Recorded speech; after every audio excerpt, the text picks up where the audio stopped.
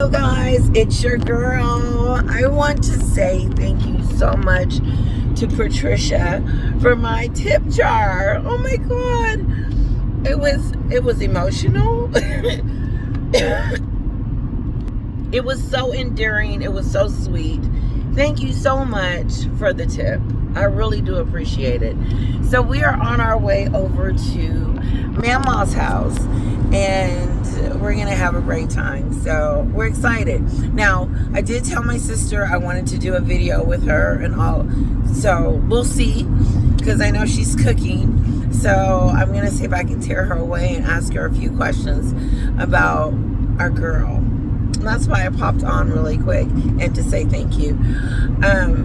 I was telling my husband how I feel so connected to you guys. And I said, you've given me confidence. And I was telling him about me getting a job and stuff. And I said, you know, I want to make some money.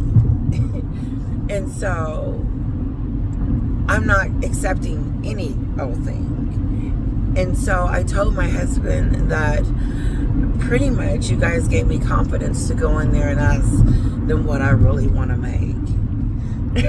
And what, 6 figures? That's all I'm asking for. And so we'll see. But moving on. Thank you so much for the tip jar, but I feel so connected with you guys. And so I was just telling my husband, you guys give me the confidence to go in there and demand and ask what I want, because I feel like I'm worth it. I want to get on with my sister. I want to ask her a few questions about Megan. Yes, I got the black back on. I do. A little bit asleep. I was just telling my husband how wicked and evil Megan is. And I said, I just can't believe, you know, if you really think about the things that she has done and said and committed, it shocks me.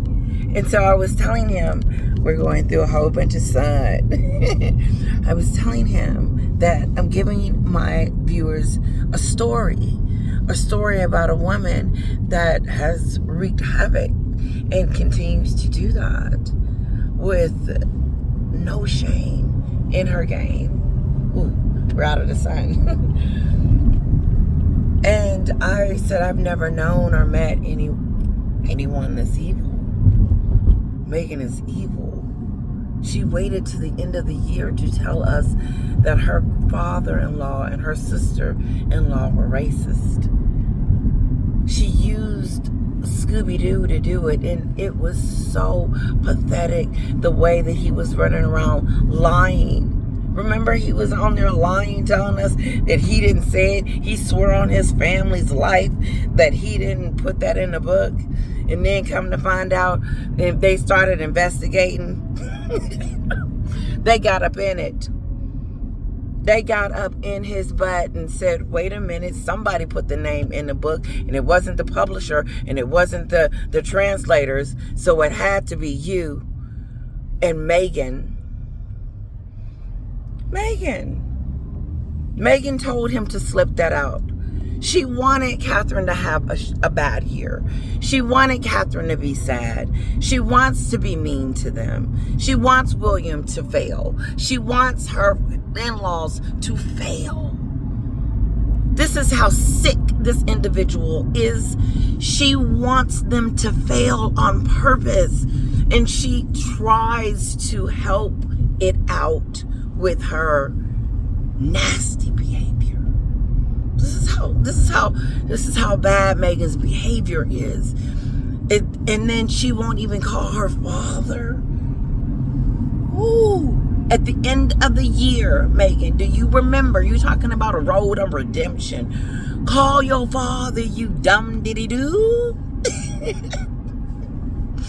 We are going to hang out with family. That's what it's about. Kara and her hanging out with her cousins and having fun. And so we are driving an hour. Is you okay, baby? Mm-hmm. Yeah, driving an hour. She sleep. I'm doing my video. That girl is sick. sick. We are talking about a person.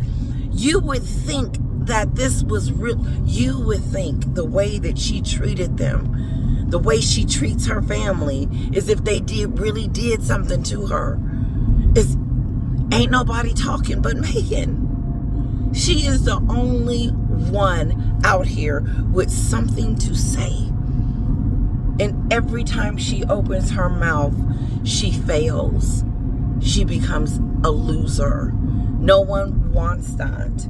This is who she is, and she can't hide it anymore. You know how you can hide stuff? You know, try to.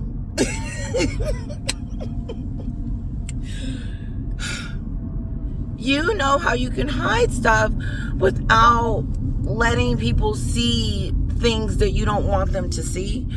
And then, but Meghan can't, because she's that evil. She is the one that told Obi Scobie to put that in that book and to release it. She is not the one that came out and debunked it and said, oh, hell no, he didn't get that from me. No, she's got a part two. She likes one of these stories that we're telling on somebody's channel. Because you can pick a channel and go with the story. But this is mine. This is my story. And the biggest thing that I've noticed with Meghan is that this is unbelievable. That she treats people the way she does and calls herself the Duchess. The nerve. The insult of it all. She's insulting people when she wants us to call her the Duchess.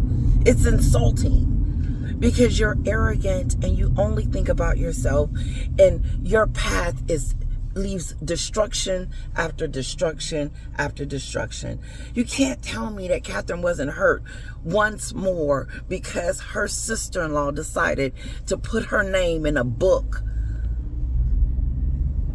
keeping the beast alive. That's what Meghan is doing. Keeping the beast alive. Racism. But the very thing that she's trying to keep alive is the very thing that's killing her. She has no friends. She has no family. She has yes people around her. And when there is no more yes people, Meghan, then where do you go? Because eventually WME is going to have to walk out on you. Because the verdict is still out about Obi Scobie's book and you naming people that walked you down the aisle that gave you $30 million, a castle and clothes and an allowance, anything that your heart desired, a changed life of notoriety, hanging around with dignitaries, and you don't even get to sit in the same room with them anymore. You thought that your platform was larger than the royals, and you slipped up. Kabook! Nothing she touches turns to gold. It just becomes this nosiness. There's a nosiness about it. So as we be nosy about it, it is large up here, but put her on a screen and let her act for us. Are we gonna go pay for it, or are we gonna see a free commercial ad about some coffee and some dead mushrooms? She has reduced herself down to some dead mushrooms, and Catherine and William is still looking like the king and queen of England one day. This is the Meghan show. I'm out of here, guys. We're almost there. Kisses to you. Happy holiday. If I don't talk to you next, I always say this because I don't know if I'm going to see you before the new year. So, happy new year. But I do want to do a video with my sister. So, we'll see. But, happy new year. Love you guys. Thank you, Patricia, for my tip. Mwah. Kisses to you, sweetheart. It was a doozy. So, thank you. I am so heartfelt And I do appreciate it. I do appreciate each and every one of you. Thank you for your comments. Keep them coming. And thanks for liking this black. I thought I would rock it with my mom to see what she thinks about it, and my sister, see if they, you know, if it's a thumbs down or a thumbs up. You got to look, your husband, he does give you advice. But, you know, sometimes you need that, you know, in-law stuff. Your sister, Megan doesn't have a sister. She has a sister that's coming for her. Your sister is coming for her. You don't have a job in 2024. I know how I feel.